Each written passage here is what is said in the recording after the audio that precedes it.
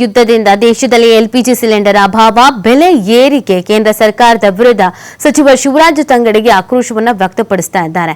ಇಸ್ರೇಲ್ಗೆ ಮೋದಿ ಹೋಗಿ ಬಂದ್ಮೇಲೆ ಯುದ್ಧ ಪ್ರಾರಂಭವಾಗಿದೆ. ಈಗ ಯುದ್ಧದ ನೆಪ ಹೇಳಿ ಬೆಲೆ ಏರಿಕೆ ಮಾಡ್ತಾ ಇರೋದು ಯಾಕೆ?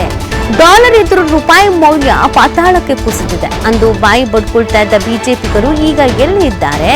ಸಿಲಿಂಡರ್ ಹಿಡಿದು ಪ್ರತಿಭಟಿಸಿದ ಸ್ಮೃತಿ ಇರಾನಿ ಈಗ ಹೋದ್ರು? ನಮ್ಮ ರಾಜ್ಯದ ಶೋಭಾ ಕರಂದ್ಲಾಜೆ ಎಲ್ಲಿದ್ದಾರೆ? ಭದ್ರಾ ಮೇಲ್ದಂಡೆ ಯೋಜನೆಗೆ ಇನ್ನೂ ಹಣ ಬಿಡುಗಡೆ ಆಗಿಲ್ಲ. ರಾಜ್ಯದ ಬಿಜೆಪಿ ಸಂಸದರಿಗೆ ಧೈರ್ಯ ಅನ್ನುವುದಿಲ್ಲ. ಕೊಪ್ಪಳದ ಕಾರಟಗಿಯಲ್ಲಿ ಸಚಿವ ಶಿವರಾಜ್ ತಂಗಡಗಿ ಈ ರೀತಿಯಾಗಿ ವಾಗ್ದಾಳಿಯನ್ನ ಮಾಡಿದ್ದಾರೆ.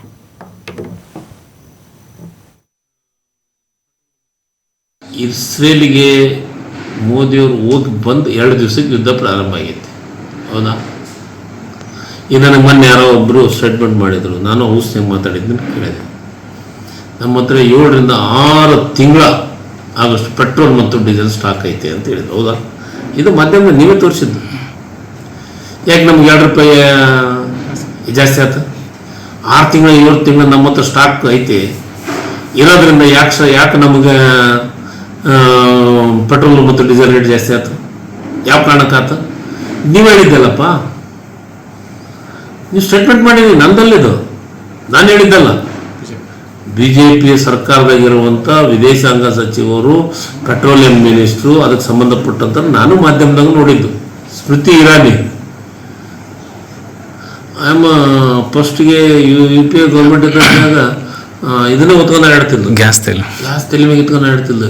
ಈ ಗ್ಯಾಸ್ ಎಲ್ಲಿ ಇಟ್ಕೊಳ್ಳೋಣ? ನಾವೀಗ ತಲೆ ಮೇಲೆ ಹೊತ್ಕೊಳ್ಳೋಣ, ಕೈಗೆ ಹಿಡ್ಕೊಳ್ಳೋಣ. ಇವತ್ತು ಗ್ಯಾಸಿನ ಪರಿಸ್ಥಿತಿ ಎಲ್ಲಿ ಬಂದೈತಿ? ಎಲ್ಲೂ ಇಲ್ಲ. ಇಸ್ರೇಲಿಗೆ ಮೋದಿಯವರು ಹೋಗಿ ಬಂದು 2 ದಿವಸಕ್ಕೆ ಯುದ್ಧ ಪ್ರಾರಂಭ ಆಗೈತೆ. ಹೌದಾ? ಈಗ ನನಗೆ ಮೊನ್ನೆ ಯಾರೋ ಒಬ್ಬರು ಸ್ಟೇಟ್ಮೆಂಟ್ ಮಾಡಿದರು. ನಾನು ಔಷಧಿ ಮಾತಾಡಿದ್ದನ್ನು ಕೇಳಿದೆ. ನಮ್ಮ ಹತ್ರ 7 ರಿಂದ 6 ತಿಂಗಳ ಆಗಷ್ಟು ಪೆಟ್ರೋಲ್ ಮತ್ತು ಡೀಸೆಲ್ ಸ್ಟಾಕ್ ಐತೆ ಅಂತ ಹೇಳಿದ್ರು. ಹೌದಾ? ಇದು ಮಾಧ್ಯಮದಲ್ಲಿ ನೀವೇ ತೋರಿಸಿದ್ದು. ಯಾಕೆ ನಮ್ಗೆ 2 ರೂಪಾಯಿ ಜಾಸ್ತಿ ಆಯ್ತು?